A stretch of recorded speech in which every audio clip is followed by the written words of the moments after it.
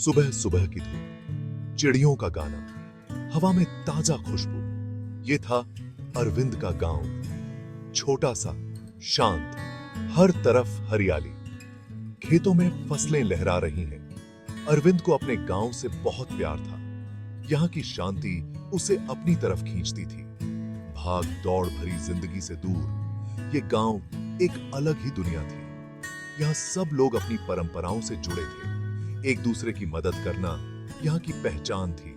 अरविंद अक्सर सोचता, इससे खूबसूरत जगह और क्या हो सकती है। गांव की गलियों में एक जवान सिपाही आता है। लंबा, चौड़ा सीना, आंखों में देशभक्ति का जुनून। ये था अरविंद। देश की सेवा उसका सबसे बड़ा फर्ज। अपनी बहादुरी के लिए मशहूर था। दुश्मनों को धूल चटा दी थी, लेकिन अपने गांव में वो एक साधारण सा लड़का था। सबसे मिलने वाला, सबका अपना, मां बाप का लाडला, भाई बहनों का प्यारा। गांव के चौराहे पर एक पुरानी चाय की दुकान। यहां हर शाम गांव वाले इकट्ठा होते थे, बातें करते, हंसी मजाक करते।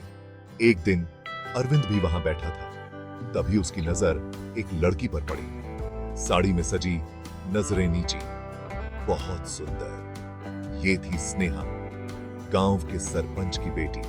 सीधी साधी, मासूम। उसकी सादगी ने अरविंद का दिल जीत लिया। अरविंद हर शाम चाय की दुकान पर जाने लगा, स्नेहा से बात करने के लिए। धीरे धीरे दोनों में दोस्ती हो गई। अरविंद स्नेहा को अपने दिल की बातें बताता, अपनी बहादुरी के किस्से सुनाता। स्नेहा मुस्कुराकर सुनती। कभी कभी स्नेहा भी अपने मन की बातें शेयर करती, अपने सपने बताती। अरविंद ध्यान से सुनता। दिन हफ्तों में बदल गए, हफ्ते महीनों में। अरविंद और स्नेहा का प्यार बढ़ता गया। एक दूसरे के बिना रहना मुश्किल हो गया था। अरविंद को जब भी ड्यूटी से समय मिलता, वो सीधा स्नेहा से मिलने पहुंच जाता। घंटों बैठकर बातें करते। स्नेहा भी बेसब्री से अरविंद का इंतजार करती। उसके आने से उसका दिन बन जाता। एक शाम अरविंद ने ठान लिया था, आज वो अपने दिल की बात कहेगा। स्नेहा से अपने प्यार का इजहार करेगा। वो स्नेहा को लेकर गांव से दूर एक नदी किनारे ले गया। चारों ओर शांति थी, सिर्फ पानी की आवाज आ रही थी। अरविंद ने हिम्मत करके कहा, स्नेहा, मैं तुमसे बहुत प्यार करता हूं, क्या तुम मेरी पत्नी बनोगी?